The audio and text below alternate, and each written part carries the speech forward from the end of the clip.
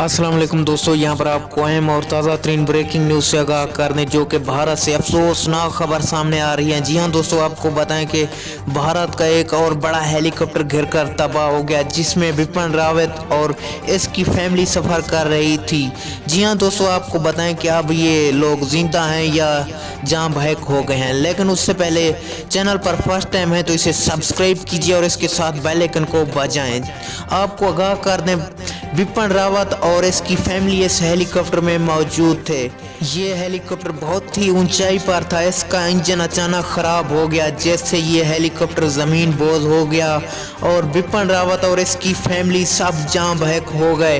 अफसोसनाक खबर सामने आई है। भारतीय मीडिया के मुताबिक इन जान बहक अफराद की शिनाख्त DNA टेस्ट के बाद की जाएगी। आपको बताएं कि ये हेलीकॉप्टर मुकम्मल तौर पर तबाह हो गया और इसके सवार भी जान बहक हो गए।